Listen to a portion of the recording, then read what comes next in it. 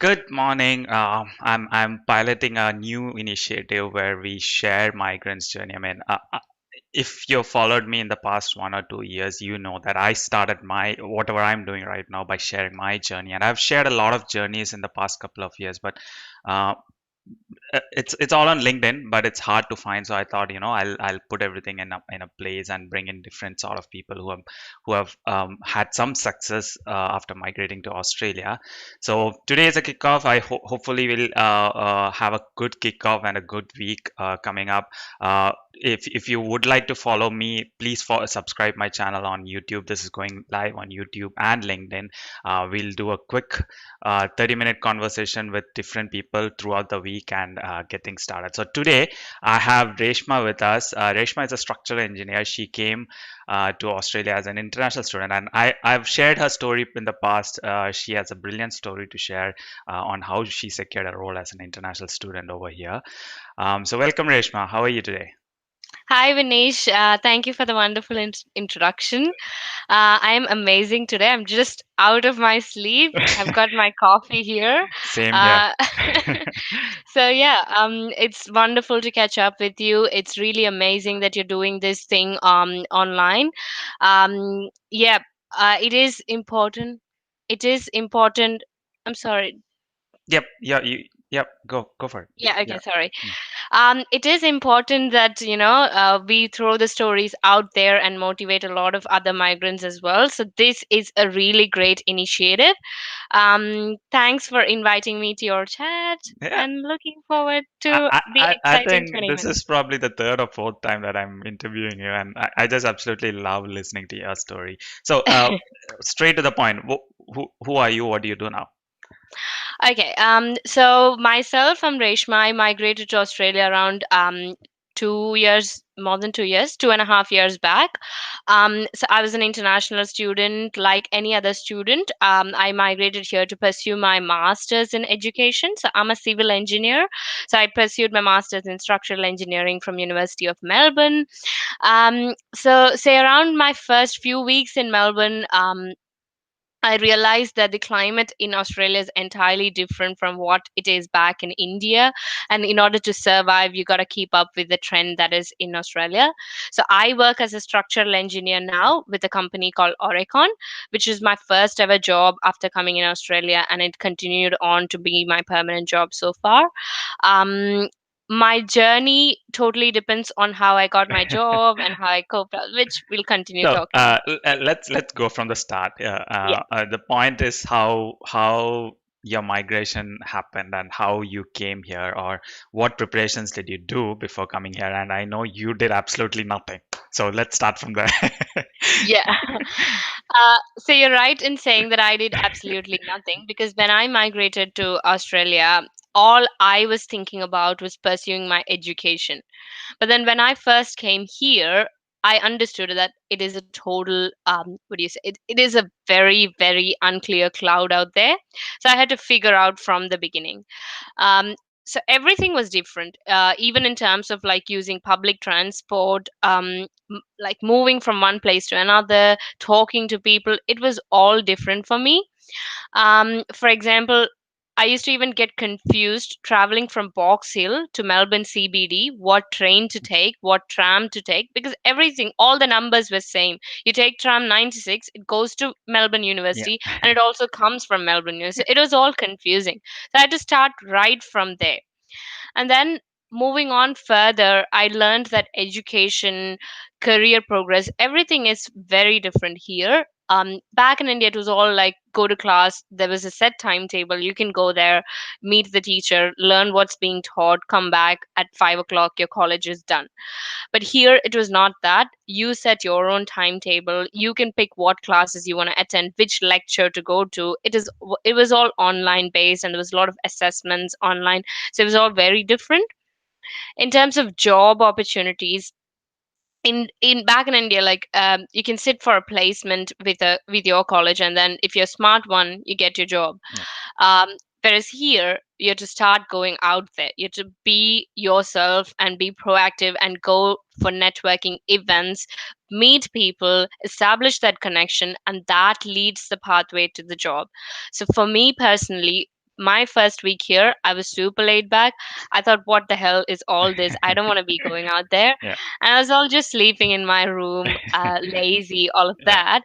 And this friend came up to me and she was like, hey, there's this career networking event happening at our university. Do you want to go for that? So she made me register it through something called Eventbrite. Mm. So that was the first time I actually came to know that something called Eventbrite happened. So that was me. I didn't know any of this, but there are a lot of people who are way more prepared than me.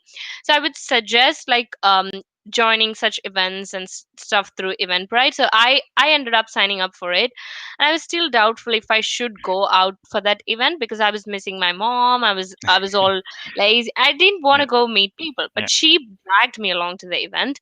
And to my surprise, there was like a lot of people suited up, well dressed. They so wanted to impress so many people out there. And they were talking. I was like, whoa, this is amazing. I should go there and talk to people. So I went to the event, talked to people, a lot of companies with it. So it was a lot of information for me. So I could actually learn from it. I took down the names of the companies there, then went back home to research about it. Talked to a lot of people. I took down their names in my phone and then went back home to actually study about them and know what they're doing and stuff like that. It was interesting. And you wouldn't believe, I met the recruiter who actually recruited me in my first job at that career networking Brilliant. event. So it So started that from the was the beginning. start of, yeah, that was the start of my journey. Yeah.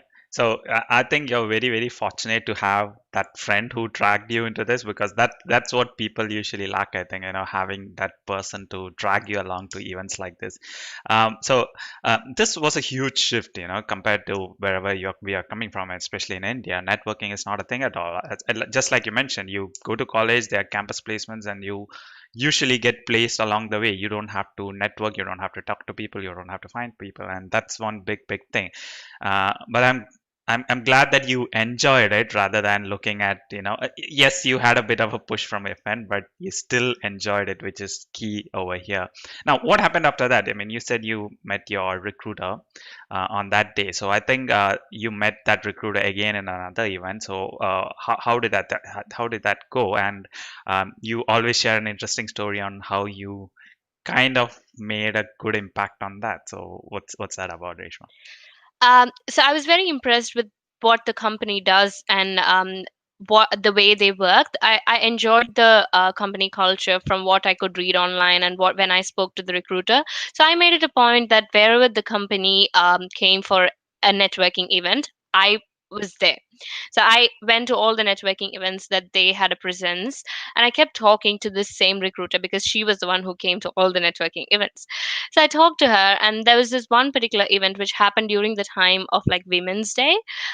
So in order to like acknowledge the presence of women and stuff like that, they had themed the entire event to throw that vibe. So everything was purple. The presentation slides were purple. Everybody was wearing purple dress, and to my surprise, even their cupcakes that was themed purple and had like the company logo in it. And I found it very, very interesting that they paid so much attention to detail, even in the tiniest of little things. So when I spoke to the recruiter, that actually caught my attention. So when I spoke to the recruiter, I mentioned that, hey, look, I really love the way you've put out your events and you've paid so much attention to detail. That reflects the vibe that is prevalent within the company. And she was sort of uh, exclaimed by the fact that someone actually came up to her and started talking about her efforts rather than selling that person herself. Like, I did not go up there and straight walk to her and say, hey, I want a job, I'm excellent, I'm blah blah blah. Instead, I actually noticed something about their efforts and started talking about that and continued the conversations based on that. And and later on, I received feedback from her that this was the reason that sort of made an impression about me to her, and that made her pick my resume when I applied for the job. So that made me realize that it is important to acknowledge the efforts of the other person on the other end rather than just trying to sell yourself when you're at a networking event. Yes, we are all desperate for the job. We do want to get employed and stuff like that. But it is also important that while you put 100% effort to prepare your resume, the recruiter on the other end puts 200% effort to scan through your resume and pick the right candidate. And if you want to be the right candidate, it is important to acknowledge their efforts as well. So that's what I learned through my journey, that when you network for the right information and in the right method, rather than being desperate and just going to them just for the job's sake. There is a lot of learning opportunities with every person, and it is important to pick that. Beautifully said, Reshma. I think that's very, very important. And that's one common mistake that most job seekers do these days. I mean, they're so focused that they just message everyone on LinkedIn, or whether they meet in person or whoever it is, they just message, "Hey, I'm looking for a job. Can you help me?" Blah, blah, blah, blah, blah. But you did something different. You, for one, you were focused. You really liked that organization. You were focused, and you put your effort in building a relationship with that recruiter, which kind of proved crucial in you securing a role. So that's what you have to do. I mean, to every job seeker or to everyone who's listening out there, that's what you have to do. Don't spray your resume to everyone hoping that someone will reply. I mean, this is way more worth than that, and this is way less stressful than what it is. So um, and I think you shared that in the past you shared a story where you were really stressed when you did not get the result, or you did not get the offer. But the last day, I think you reached out to this recruiter again. So tell us about that story. I mean, how that helped you, or what was that about?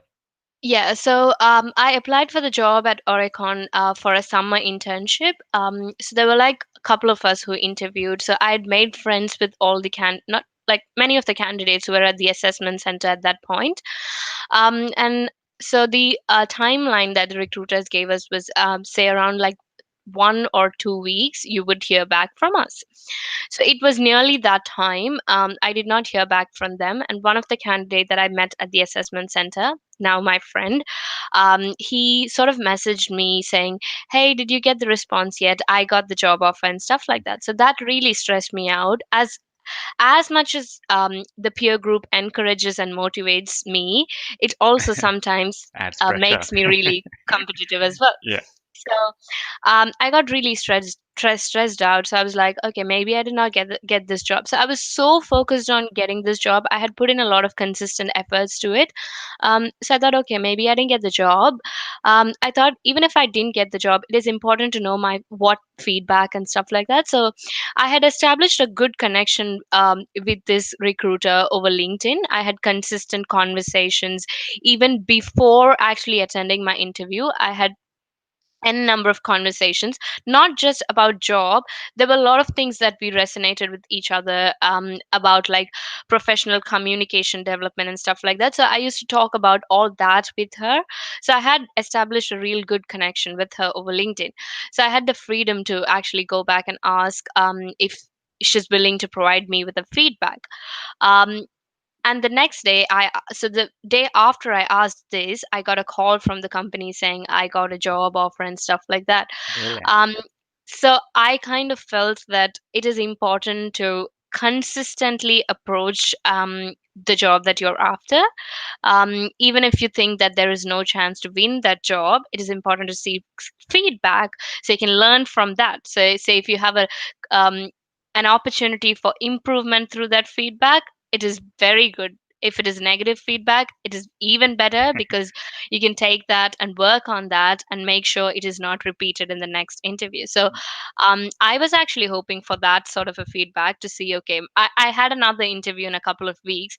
So I thought, okay, in that interview, maybe I can make all that up and stuff like that.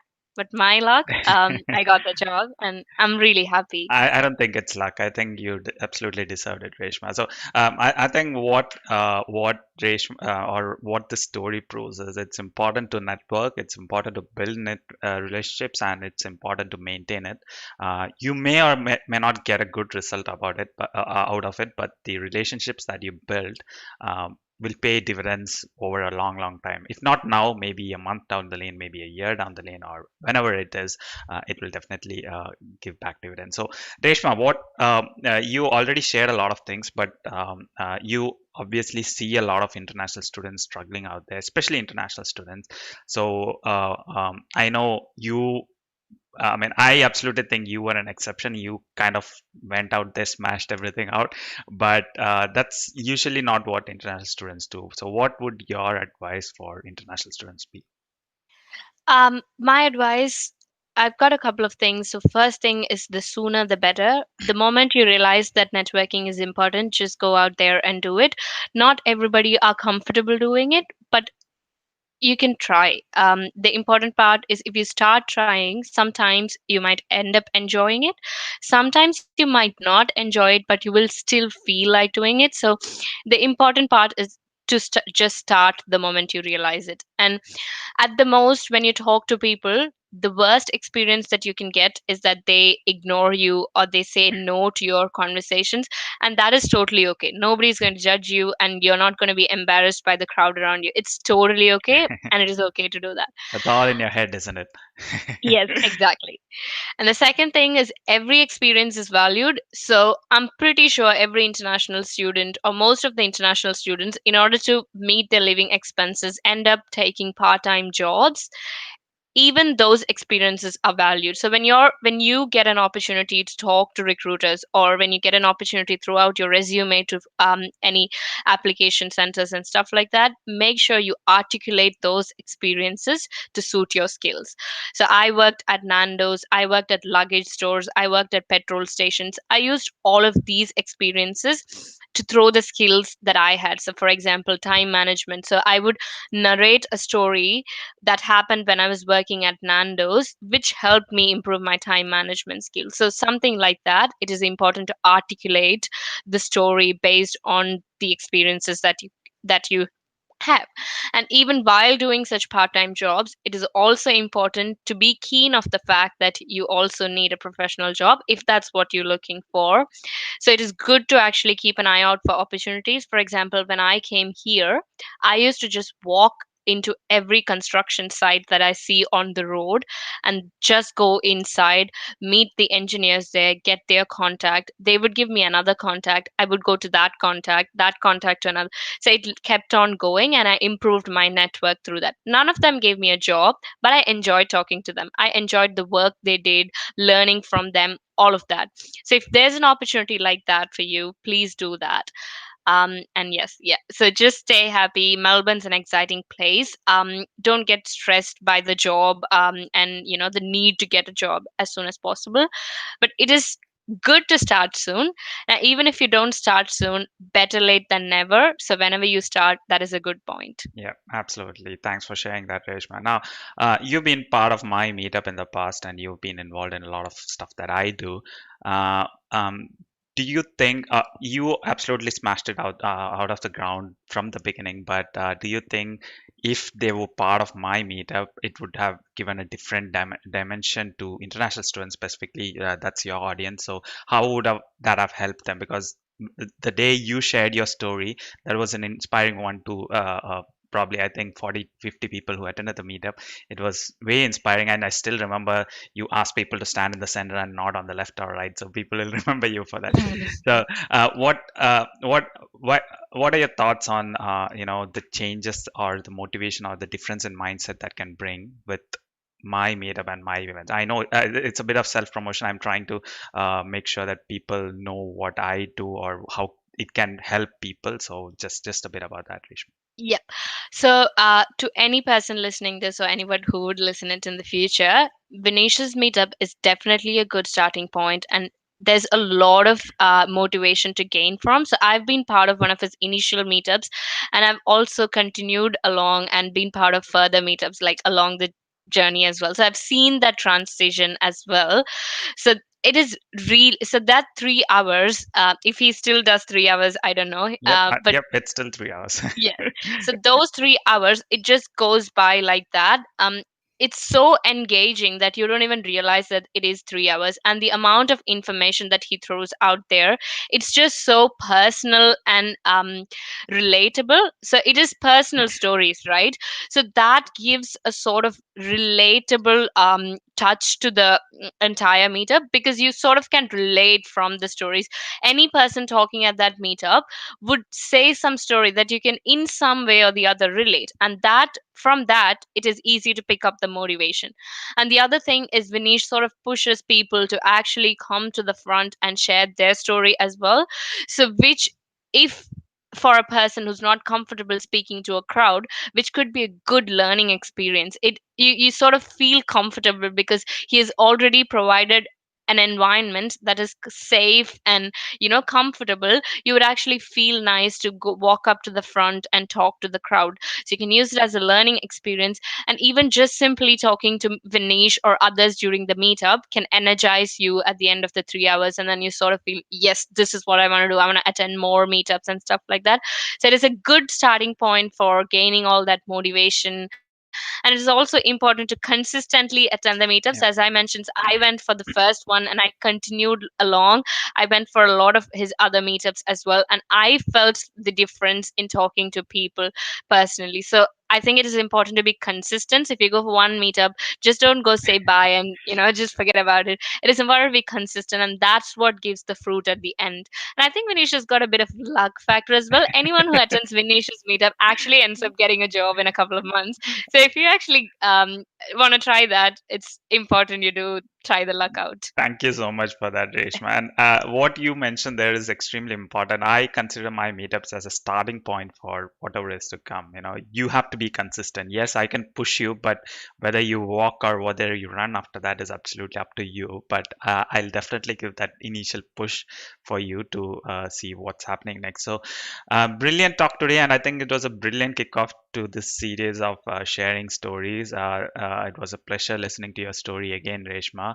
I hope, Lovely chatting to you. yes, absolutely. So I hope we have about 26 people watching us on LinkedIn right now. So looks like everyone is an early riser, which So is I think yeah, just us, we are the exceptions. yeah, yeah. So I thought there wouldn't be much viewers, but there are plenty of viewers. So to all our viewers, thanks for watching this, and please spread the word. Please leave a comment, be it on YouTube or LinkedIn. So if you follow me on YouTube, you'll get a playlist of all these events which are coming in the coming upcoming week, and I'll keep doing this as long as we have migrant stories, and I absolutely think we don't lack those stories. It's just about bringing them out. So thank you, Reshma. Thank you, all the viewers, and I'll talk to you soon again, Reshma. Thank you, Anish. All Bye right. bye. See ya. Bye.